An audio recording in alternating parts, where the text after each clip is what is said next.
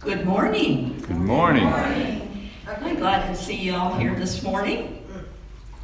And we want to welcome our visitor today, Sally, is here with us for the first time.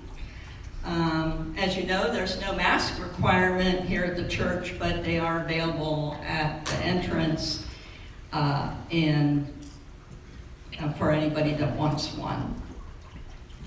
Okay, and here's a few announcements before we get started. As most of you know, Joe and Joanne are on vacation. So today we're blessed to have Dr. Michelle Harkey as our guest speaker. Dr. Harkey's worked many years in the field of veterinary medicine, both in private practice and as a professor at the veterinary college at OSU. Over the years, she's branched out into wider-ranging spiritual enrichment work. Through her organization, Leadership, she does consulting and presents seminars and workshops on emotional intelligence, communication, and leadership. She is speaking today on the power of questions. Michelle, thank you so much for being with us today. We are also grateful to Ralph Leesburg, who's providing our music today. Thank you, Ralph. And also after the service today at 12 noon, Dr. Harkey will facilitate a workshop titled Change Your Questions, Change Your Life. Briefly, it's about learning to shift from a judger to a learner mindset. And through asking better questions, creating better outcomes in our lives. The workshop is made available on a love offering basis. And don't forget our summer concert on the back lawn, our only fundraiser of the year, and it's always a great rousing time. I hope it's on your calendar, July 30th at 6 p.m. Many thanks to all of you joining us today and for your generous gifts and support of the ministry. As always, we want to start with prayer. We are very inclusive in our prayers in unity, holding the highest in mind and heart for ourselves, each other, our communities, and the world. So if you're listening online, please remember you can send a prayer request anytime via our website, unitydelawareohio.org. Just use the prayer request tab at the top of the page. Now Ralph will lead us into prayer with a song. A very familiar song back here in Drucker. I'm sure you know it, so sing along. I am so blessed. I am so blessed, I am so grateful for all that I am. I am so blessed, I am so blessed, I am so grateful. I am so blessed, I am so blessed, I am so blessed, I am so grateful for all that I am. I am so blessed, I am so blessed, I am so grateful, I am so blessed, I am so blessed, I am so blessed, I am so grateful for all that I have. I am so blessed, I am so blessed, I am so grateful, I am so blessed. Let us pray. With each breath I take, I feel closer to God and to all my family and friends whose love, wisdom, support, and guidance help shape me. As I breathe deeply in and then out, I am aware of the love that God has for me. I am aware of all the love I have for myself, and I am aware of the love and gratitude I have for everyone in my life, humans and all creatures, great and small. This awareness lets me know that we are never alone. God is always with us, always. I give God's grace and love to myself first so that I can give grace and love to others. As I breathe in and out, I release any tension, stress, and burdens that I am carrying. Let go and let God. I pray for God's guidance in all my questions, my decisions, and my actions. I remind myself that we are doing the best we can, moment by moment. Many are grieving the loss of loved ones. Some are grieving the losses that occurred during the pandemic. We are all grieving something. Each of us is deserving of patience, kindness, and grace as we heal from our losses. From the words of St. Francis, Lord, make me an instrument of your peace. May I bring this divine peace to myself and all my actions, today and beyond. Let there be peace on earth, and let it begin with me. And so it is.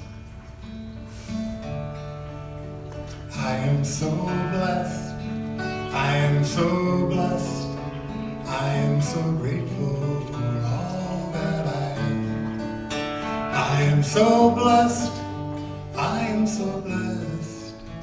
I am so grateful. I am so blessed.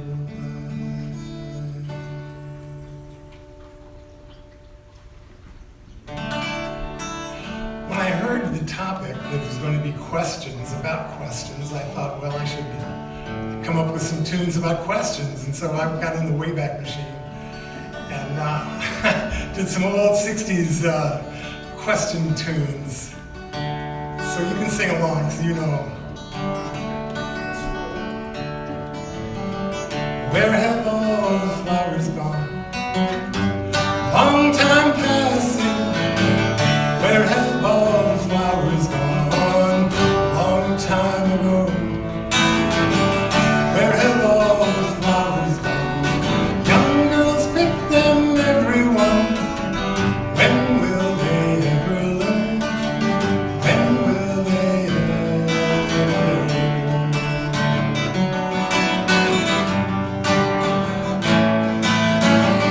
Where have all the young girls gone?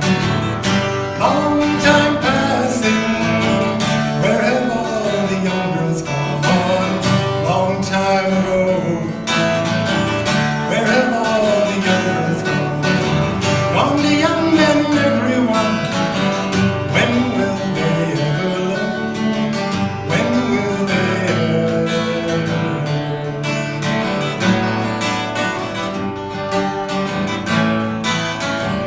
Where have all the young men gone? Long time passing. Where have all the young men gone? A long time ago. Where have all the young men gone? Gone the soldiers, everyone. When will they ever learn? When will they ever learn?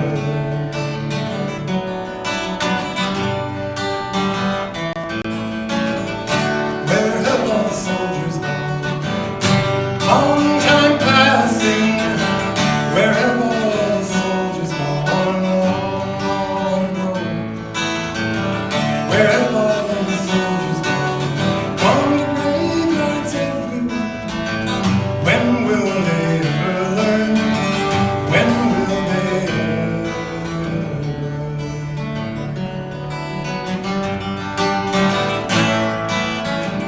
Where have all the graveyards gone? Long time passing. Where have all the graveyards gone? Long, long time ago. Where have all the graveyards gone? Gone to flowers, everyone. When will they ever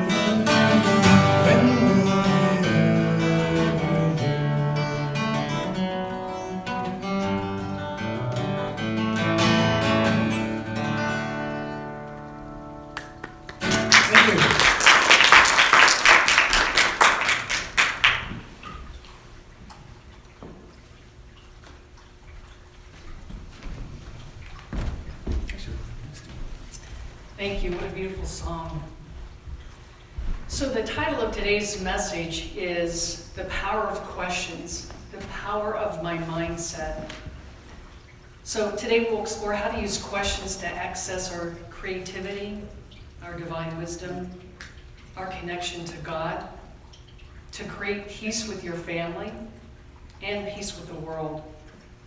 And we'll also discuss and examine what gets in the way of that. Questions are asked everywhere, and biblical questions are no exception. In fact, the Bible is the most popular book with the highest number of questions. Bible scholars estimate there's approximately 3,300 questions in the Bible. And it's difficult to get an exact number because in ancient times, they didn't use the punctuation that we use today. In the New Life Version Bible, Mark chapter 7, verse 7 states, "Ask, and what you are asking for will be given to you. Look, and what you are looking for you will find. Knock, and the door you are knocking on will be open for you." Ask, and what you are asking for will be given to you. If this verse is true, then would it make sense to look at the questions that you're asking yourself and others, and especially the questions that you ask God, those of which you pray with? So let's talk about what is a question. According to the dictionary.com, a question can be either a noun or a verb. As a noun, a question is a sentence in an interrogative form, addressed to someone to get information, a problem for discussion, or a matter for investigation. When question is used as a verb, it stands for to ask someone a question, ask questions of, interrogate, or inquiry. I like that word, inquiry. So let's first discuss what gets in the way of our ability to ask thoughtful, good questions. One is that you may not have the skill. You see, communication is a skill. When I was a child, I didn't know how to ask questions. It was a skill I learned over time. And with practice and self-reflection, maybe feedback from someone, each one of us can become an excellent question asker. For example, what is an open-ended question? That was an example of an open-ended question. Open-ended questions are very thoughtful. They can't be answered with a yes or no. In fact, physicians ask open-ended questions to get their patient to tell them what's wrong. Veterinarians ask their clients, who are the human clients, open-ended questions to get the story from the client. And coaches ask thoughtful, provocative, open-ended questions to get to the internal wisdom of their coachees. Now, closed-ended questions are also important. A closed-ended question is usually answered with a yes or no. And those are important too. We usually start with wide, open-ended questions and filter down with closed-ended questions. And with practice over time, we can become excellent question askers. Again, we weren't born with that skill. In fact, if you follow the steps of skill development, there was a time I didn't even know that there was an open-ended question. That I might have observed someone asking an open-ended question. Then I learned the skill and I practiced. So we moved from unconscious incompetent to now I'm conscious that I'm incompetent. And then I become what I call conscious competent. It's like I have learned this skill of question asking. I have to think about it, yet I can do that. To the point that we become unconscious competent. It's just that our natural ability of asking these great questions just comes natural to us. Much like tying your shoes. As a child, we didn't know we tied our shoes. We learned the skill, we practice, and my guess is most of you here in the room today don't even think about it when you tie your shoes. Question asking is like that. It's a skill. Communication is a skill that can be learned. So what else might get in the way of our ability to ask thoughtful, provocative questions of ourselves and others? It could be that we're not in the right frame of mind I've gained a lot of knowledge and wisdom from the 12 steps and the 12 traditions. And one of the most important bits of information I got was the word halt. So when I say the word halt, how many of you know what I mean, by show of hands, what I mean when I say halt? Here's what HALT stands for: hungry, angry, lonely, tired. Now, in the 12 steps and the 12 traditions, there's a reason we don't allow ourselves to get halts. Because in that state of halts, I'm stressed and I'm likely to break my abstinence no matter what the addiction is. Cigarettes, alcohol, food, whatever. So let's take a look at each one of these. Hungry. When we're hungry, our blood sugar drops. There's a reason that I ate the time I did before I spoke today, so that I didn't faint while I spoke today. I take care of my mind. I don't think very well when I'm hungry. My blood sugar is down.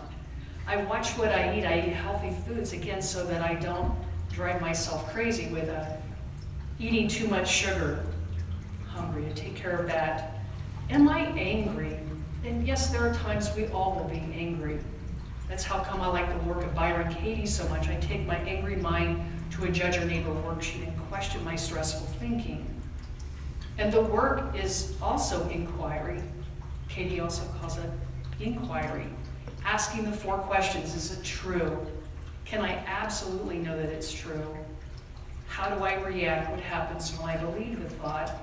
And who would I be without the thought? That's asking questions of myself, looking for the truth, the wisdom inside. Am I lonely?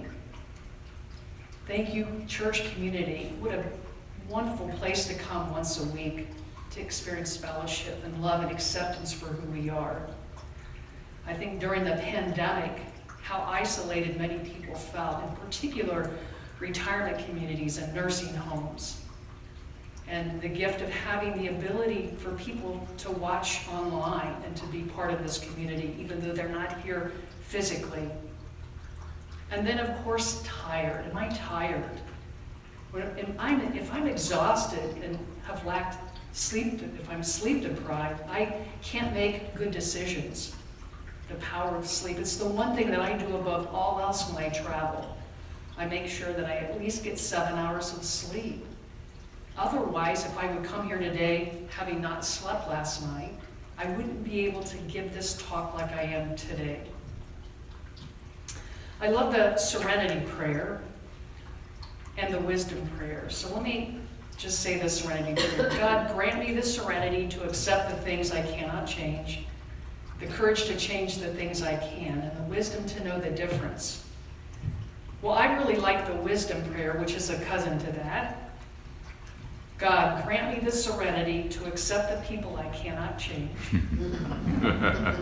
the courage to change the people that I can, and the wisdom to know that person is me. Not easy. Not easy. All right, so let's take a look at the neuroscience of stress and what stops us from being creative, resourceful, innovative, and what keeps us from asking good questions. One of my favorites, Dr. Daniel Goleman, a researcher and writer on emotional intelligence, coined the term amygdala hijack many, many years ago. So what causes an amygdala hijack, and what is it? What happens to our mind and to our body when we are hijacked? The primitive brain, or the amygdala, keeps us safe. So at a time it was very important, and still today. When we're hijacked, when we're triggered, we go into the fight, fright, flight, or freeze modes. And are you aware when you're triggered? Self-awareness is key. If I'm having an amygdala hijack, there's a thought behind that that's causing that emotion. And becoming self-aware, becoming aware of my thoughts, my body sensations, my emotions, and my reactions is key. That's part of the work of Byron Katie. Dr. Viktor Frankl was an Austrian psychiatrist, philosopher, writer, and Holocaust survivor. In his classic book, Man's Search for Meaning, he speaks of being in concentration camps and having everything taken away except for one thing: Everything can be taken from a man but one thing, the last of the human freedoms, to choose one's attitude in any given set of circumstances, to choose one's way. When we are no longer able to change a situation, we are challenged to change ourselves. This reminds me of my mentor, Kay Shepard, who gave me this phrase, bless them, change me. Bless them, change me. Dr. Richard Boyatzis and Dr. Andy McKee are researchers and have written several books called Resonant Leadership, or Becoming a Resonant Leader. A resonant leader is somebody who's in sync, in tune with the people around them. They're the type of leader that when people come to see them, they leave feeling better than they did when they came. Am I a resonant leader? They talk in their work and their research about the nervous system, the two nervous systems of our body. The sympathetic nervous system, which is aroused by stress, and we have experienced quite a lot of that lately, especially during the pandemic. When we're stressed, our body releases hormones, epinephrine, norepinephrine, and cortisol, and that activates a whole cascade of things in our body. Our blood pressure rises. Our immune system is decreased. Notice that when I'm significantly stressed, I seem to be more prone to catching colds and getting sick, having headaches, having stomach aches. And the result of this overactivation of our sympathetic nervous system could be things like burnout, which we see quite a bit in the world today, anxiety, depression, stress, negativity, ulcers, just to name a few. What's the antidote for overstimulation of our sympathetic nervous system? It's the parasympathetic nervous system. That's the antidote. When our parasympathetic nervous system is stimulated, we release things such as oxytocin, vasopressin, our blood pressure decreases, our immunity is enhanced, we're creative, we're innovative, we think with good questions. It's a great space to be in. The other day, one of my coaching clients said that she had a shower thought. Now, she didn't mean showering of thoughts. What she meant was when she was in the shower, she downloaded some great creative ideas. When you're in the shower with the warm water on the body, touching the body, we're stimulating our parasympathetic nervous system. And sometimes we download great ideas in the shower. In fact, some leaders will put a whiteboard in their shower so that they can capture those thoughts. You know, for me, it's swimming. Now keep in mind what may be a parasympathetic activity for me might be stressful for someone else. For me, when I'm in the water, swimming back and forth, asking questions, I download some really innovative, creative ideas. The challenge for me is to get out of the pool and get to a pen to write them down. But for other ways we can stimulate our parasympathetic nervous system activity could be walking in nature, hiking, kayaking, riding a bike, going to a positive movie, laughter, coming to church. There are many ways that we can stimulate our parasympathetic nervous system activity to make better decisions, to take care of our cognitive function, and to become more creative. And the research is clear. It's not, yes, it's important to take vacations. It's important to do fun things on the weekend. It's also important that we take time for us during the week and every day. And it could be just as simple as I will today take a half hour for lunch without reading emails at the same time. Now, for me, the word fun doesn't really help me a lot. But when you say scientifically, if you don't take time for lunch, if you don't take time for breaks, you can't sustain that. You have to stimulate your parasympathetic nervous system. That's what I resonate with. So let's talk about mindset for a second. Several years ago, I read a book called Mindset by Dr. Carol Dweck. What is a mindset?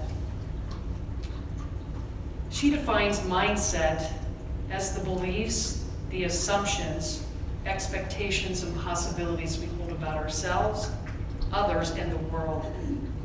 Our mindset can change from moment to moment, and we can choose to change our mindset. Again, according to Dr. Dweck, people have either a fixed mindset or a growth mindset. And the one that you choose to adopt can affect every aspect of your life. How she defines mindset, a fixed mindset, it's a belief that your intelligence, talents, and other abilities are set in stone. You believe that you're born with a particular set of skills and that you can't change that.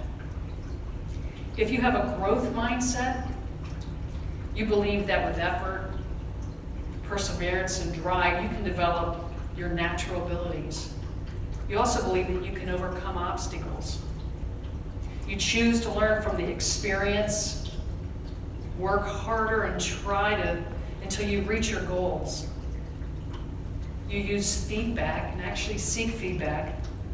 You use feedback and mistakes as opportunities to improve while enjoying the process of learning and becoming more productive.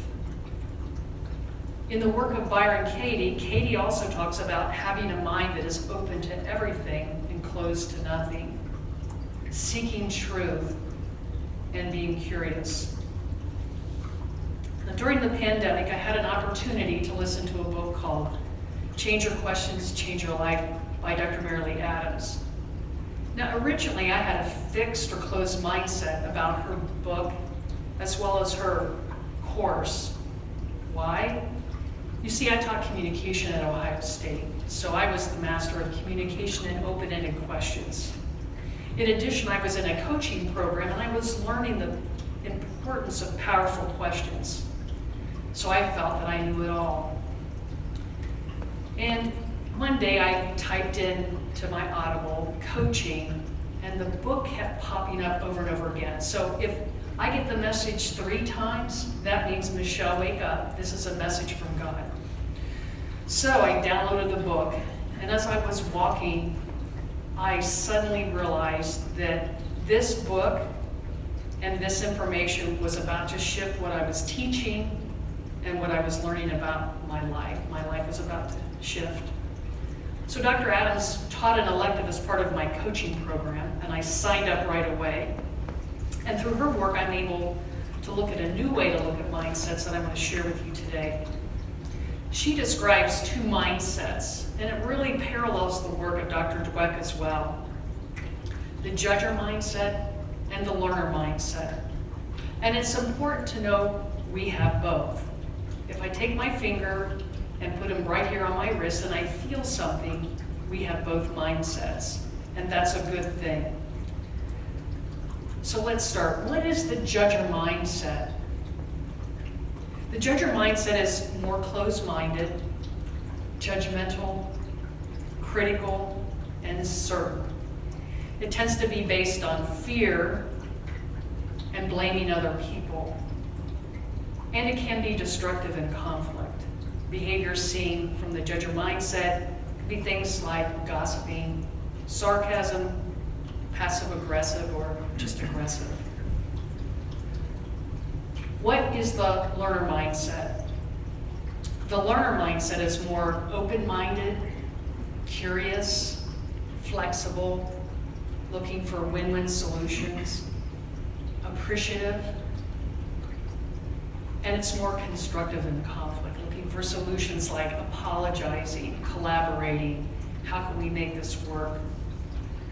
One of the things that Dr. Adams said that really resonated with me was this: a thought is determined by a preceding question. Let me repeat that. Our thoughts are determined by a preceding question. And so I started to ask, what questions am I asking myself? What questions am I asking other people? No wonder I think the way that I do sometimes. So what questions am I thinking with when I'm in judger? I actually went to bed last night with that question, and I wasn't prepared to get the answer that I got. This morning as I'm driving here in the downpour, I live in Grove City. I got right to the baseball fields on the right-hand side on 71 and realized that me, the person who remembers everything, had forgotten her laptop.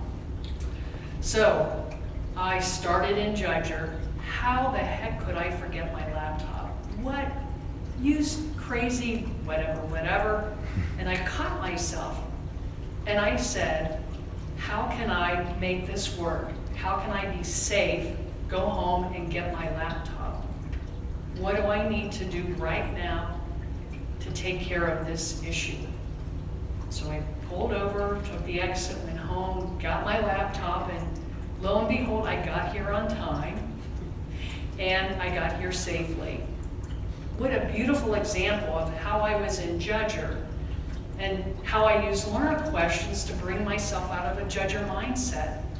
Imagine if I had the whole way here said, "You stupid idiot, I can't believe you did that. What's wrong with you?"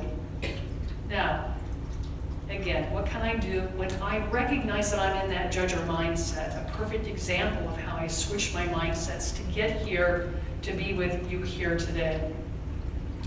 The questions that I ask myself to come from a Judger mindset to a learner mindset are called switching questions.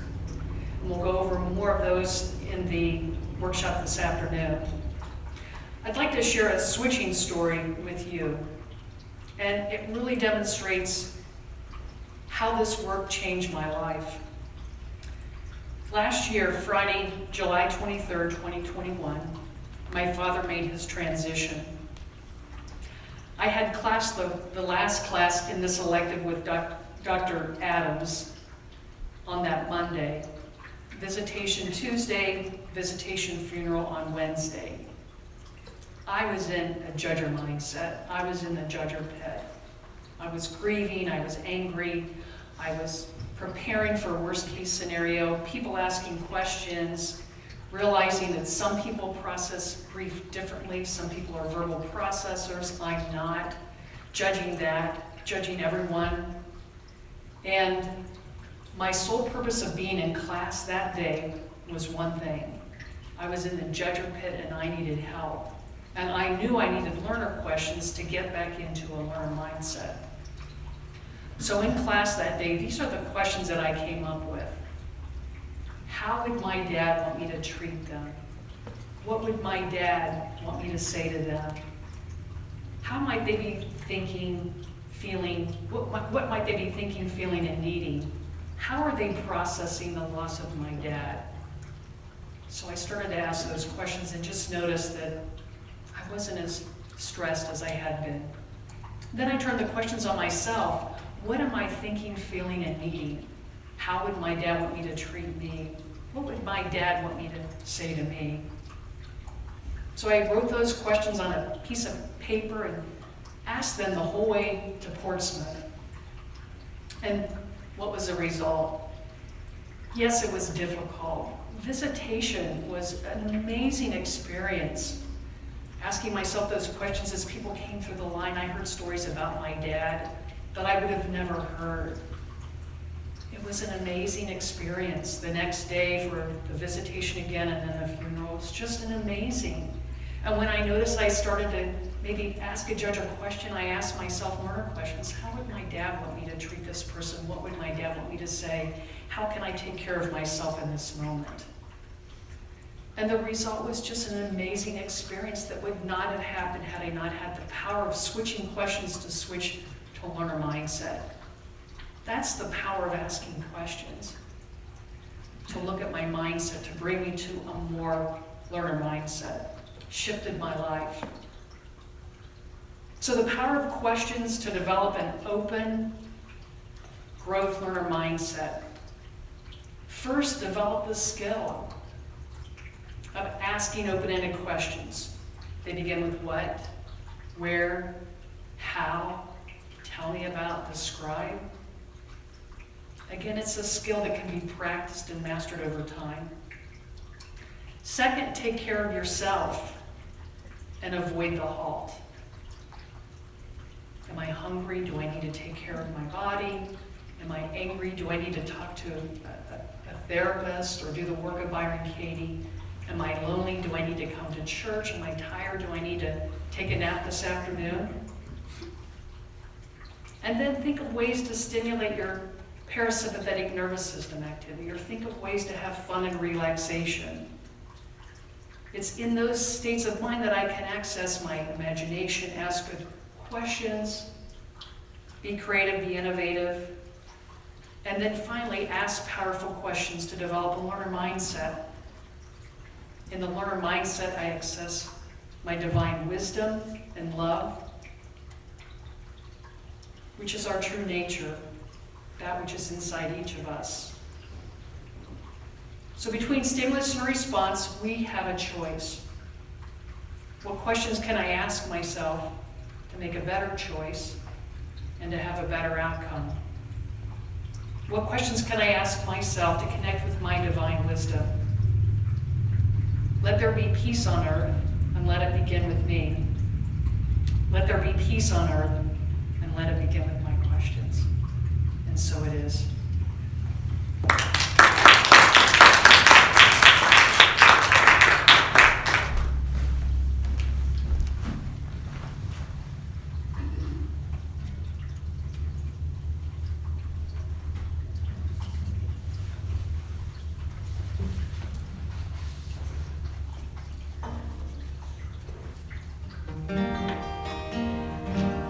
It's an early Bob Dylan tune.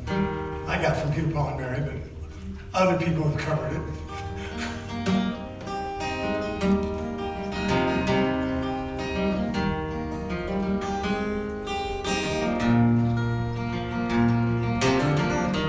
How many roads must a man walk down before they call him a man?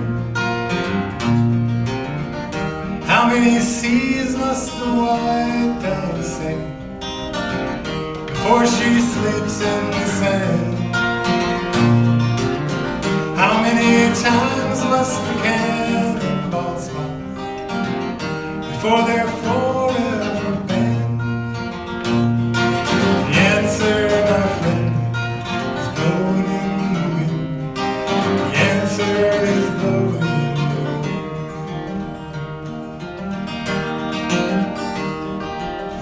How many years must a mountain exist before it is washed to the sea? How many years can some people exist before they're allowed to be free?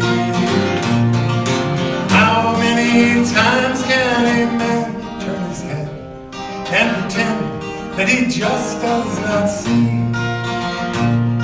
The answer, my friend, is blowing in the wind. The answer is blowing in the wind.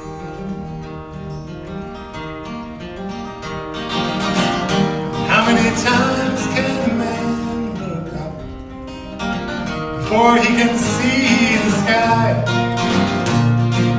How many ears must one man have before he can hear